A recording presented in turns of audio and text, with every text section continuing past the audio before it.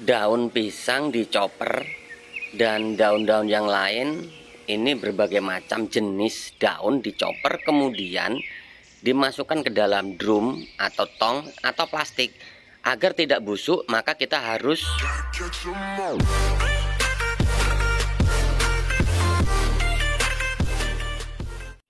Halo guys, assalamualaikum warahmatullahi wabarakatuh. Jumpa kembali dengan Indra Palubi Channel. Kali ini kita akan membuat silase, teman-teman. Nah, di konten ini ada yang berbeda. Kalau dahulu saya bikin silase itu hanya berbahankan daun singkong ataupun kolonjono, rumput odot. Tapi kali ini ada yang beda. Bedanya apa? Nih, teman-teman.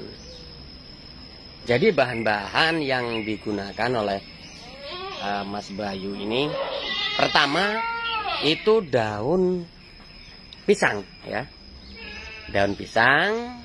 Kemudian ada daun singkong, ya, daun singkong. Kemudian ada kolonjono atau rumput gajah, ya.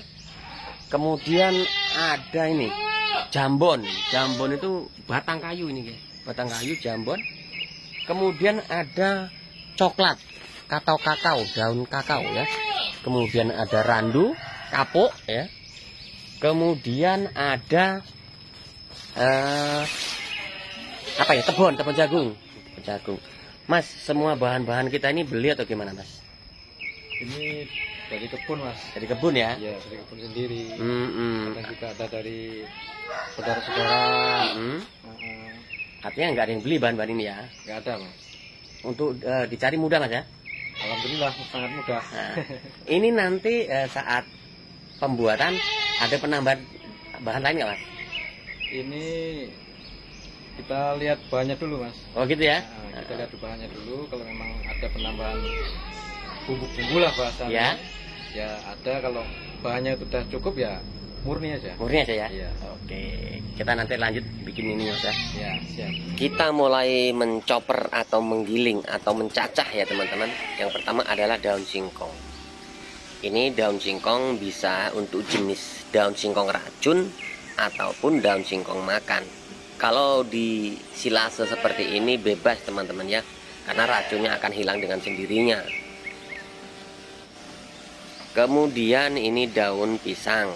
Daun pisang ini pun bebas, bisa jenis kepok atau tanduk atau pisang Ambon, bebas, ya. Karena semua jenis daun-daunan kalau sudah disilase seperti ini, maka di lidah kambing itu sama, yaitu menjadi harum dan manis gitu. Dan ini adalah kolonjono atau rumput gajah, teman-teman. Rumput gajah sendiri kalau sudah disilase, maka dia akan jadi halus, ya, empuk. Nah, ini rumput kakao, daun kakao, ya. Kemudian ini adalah tebon jagung atau pohon jagung yang sudah diambil beberapa hari. Ini sudah layu, teman-teman. Kemudian ditimpa lagi dengan daun pisang. Nah, kenapa harus berganti-ganti diseling-seling seperti itu? Agar cacahannya ini teraduk dengan sendiri, rata, tercampur. Setelah itu kemudian ditimpa lagi dengan daun singkong dan kembali tebon jagung. Gitu, teman-teman.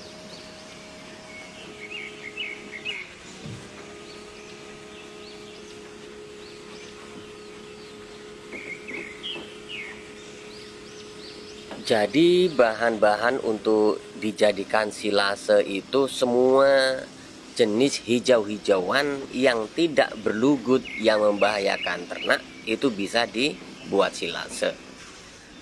Contohnya tebon jagung juga bisa, kemudian rumput pacong, rumput odot, kolonjono ataupun jenis-jenis rumput lapangan, rumput rawa, itu bisa disilase. Yang memiliki kadar air yang tinggi, nah jenis daun-daunan ini hendaknya diberikan tambahan seperti dedak ataupun katul. Fungsinya untuk menyerap daun yang mengandung air tersebut agar airnya terkurangi. Kalau tidak memiliki katul ataupun dedak, sebaiknya dijemur dahulu supaya layu, kemudian dicacah. Nah itu teman-teman. Lalu berbagai rambanan itu bisa dengan batang-batangan seperti mahoni ataupun nangka, daun-daunan batang kelapa, kemudian ya jenis-jenis yang lain lah seperti kakao, ya, daun pisang, semua bisa dijadikan silase selama pembuatannya itu tidak bocor, maka akan menjadi harum gitu teman-teman. Kalau teman-teman memiliki molase kemudian E4 itu bisa ditambahkan akan lebih baik lagi. Itu teman-teman. Jadi bagi peternak di luar sana ya, khususnya teman-teman penonton yang ada di channel ini, jangan pernah pusing dengan pakan kambing, karena seluruh yang hijau-hijauan yang tidak membahayakan ternak yang notabene berlugut tajam itu bisa digunakan untuk silase guna pakan kambing ya. Jadi seperti itu. Jadi pakan kambing itu tidak harus rumput saja, atau tidak harus tebon jagung saja, atau tidak harus daun singkong saja. Jadi semua apa yang ada di sekitar kita itu kita bisa manfaatkan untuk dijadikan pakan kambing. Jadi kita tidak akan sulit sendiri. Kebiasaan kita yang mengotak-ngotak atau memisah-misahkan jenis pakan itu akan mempersulit kita sendiri. Makanya di sini saya tekankan, gunakan hijau-hijauan apapun yang bisa dibuat silase, buatlah silase. Guna untuk stok seperti ini beberapa tong drum biru itu penuh semua, sudah kita isi tadi. Nah ini untuk gunanya penyimpanan jangka lama di saat kita nggak mampu ngarit musim hujan, ada bepergian, ada kepentingan, kita sudah punya stok. Nah gitu ya. Ini kita sudah masukkan cacahannya, sudah selesai kita chopper, kita cacah, sudah selesai kita masukkan. Nah ini harus padat ya, harus dipadat, diinjak-injak agar lebih padat lagi. Kemudian kalau kadar airnya tinggi silakan disiram dengan dedak atau bekatul. Kalau tidak ada dedak dan bekatul, sebaiknya bahan-bahan dikurangi kadar airnya. Gitu teman-teman. Jadi dengan berbagai macam jenis bahan atau berbagai macam hijau-hijauan ini diharapkan apabila di dalam daun pisang sendiri kandungannya kurang, proteinnya kurang, gizinya kurang, bisa tercukupi dari daun singkong.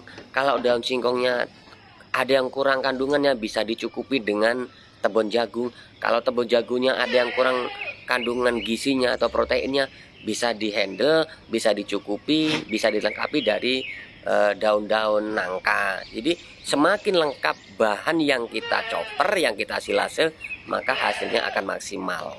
Itu teman-teman. Setelah penuh maka kita injak kembali, kita padatkan kembali. Tujuannya agar rongga atau angin yang ada di dalam drum nanti tidak ada. Setidaknya sedikit ya, sedikit sekali ada udara di dalam drum ini. Makanya kita harus padatkan sekali. Nah buat kalian yang baru bergabung dengan channel ini, silakan bantu subscribe, like, comment, and share, tekan tombol loncengnya agar teman-teman bisa dapat notifikasi setiap saya upload video. Karena majunya channel ini adalah karena dukungan teman-teman semua. Nah teman-teman, silase ini setelah ditutup rapat mampu bertahan sampai 1 tahun selama tidak bocor. Ya, catatannya selama tidak bocor. Nah, kalau teman-teman memiliki drum, itu cari ya yang ada klemnya, yang ada penguatnya. Ini klem namanya. Ini diklem. Kalau tidak ada yang memakai klem, maka drum setelah ditutup kemudian tutup kembali dengan plastik ya. Dengan plastik kemudian diikat dengan karet ban motor atau ban mobil yang sudah kita iris ya.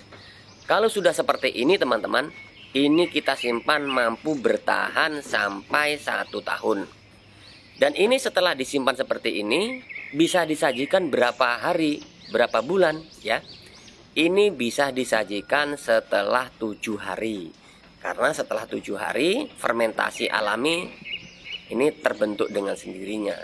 Dan setelah 7 hari ya teman-teman, fermentasi atau silase tersebut itu bisa kita langsung sajikan. Nah, kita bisa langsung sajikan ke ternak-ternak kita yang emang sudah kelaparan. Hehehe. Jadi buat teman-teman ya, silahkan aplikasikan cara ini ya. Karena silase sendiri tidak membutuhkan bahan-bahan yang lain.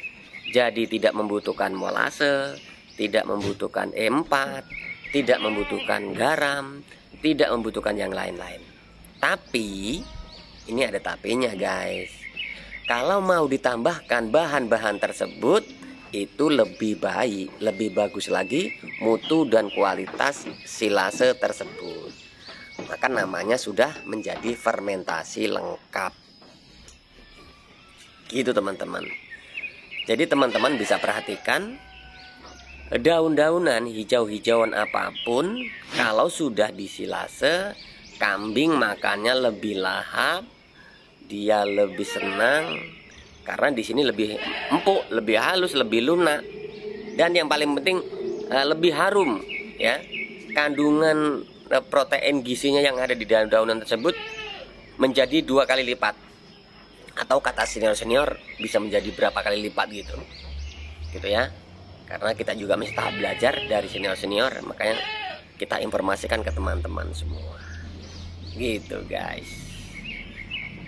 Juga buat teman-teman, informasi saja ini buat penyemangat kalian beternak itu teman-teman, bisa dimulai dari yang terkecil sampai yang terbesar. Maka tergantung kantong kita, ukur kantong kita. Kalau kantong kita nih nipis ya, kalau kantong kita tipis, sebaiknya teman-teman bisa memulai dari breeding atau pengembang biakan betina agar berkembang biak beranak. Kemudian kalau teman-teman memiliki modal yang besar atau kantong yang tebal, bisa langsung dengan sistem fattening. Fattening sini adalah penggemukan khusus untuk kambing jantan atau betina, yang jelas dia penggemukan. Nah, penggemukan ini kalau pakannya sudah berbeda, tidak hanya cukup dengan silase seperti ini. Masih banyak jenis-jenis pakan yang harus kita berikan ke ternak kita. Tapi kalau breeding ini tidak disilase saja cukup, asal kita mampu ngarit setiap hari.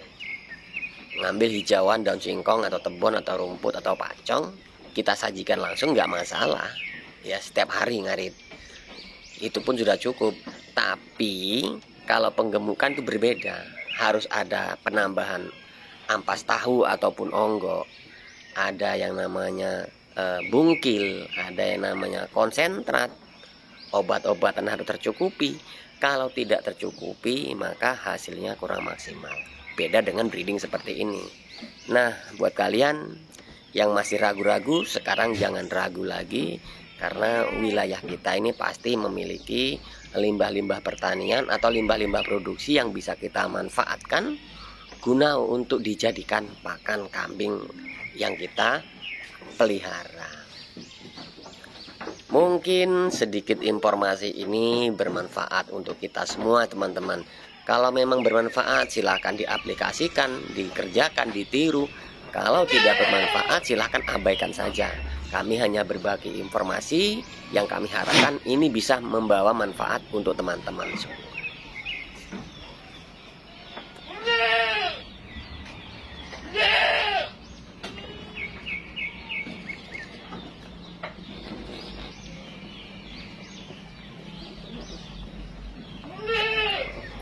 Oke guys, mungkin sampai di sini dulu ya obrolan kita, ulasan kita tentang pentingnya pembuatan silase untuk penimbunan, untuk penyimpanan jangka lama. Nah teman-teman, semoga bermanfaat. Informasi untuk kalian, di kandang ini Mas Bayu menangani sendiri, ditangani sendiri, dikerjakan sendiri dengan indukan populasi 80 ekor, baik Jawa Randu, PE dan Bur. Nah, jadi di sini berbagai jenis ditangani sendiri. Gunanya apa? Agar kita tahu kemampuan kita, juga kita tahu bagaimana cara mengatasi peternakan yang benar. Baru nanti kita bisa cari ABK atau anak buah kandang. Nah, kalau kita sudah menguasai manajemen dan sistem yang kita miliki, maka kita akan mudah untuk mengarahkan anak buah kandang kalau kita membutuhkan karyawan. Semoga informasi ini bermanfaat. Saya akhiri. Wassalamualaikum warahmatullahi wabarakatuh.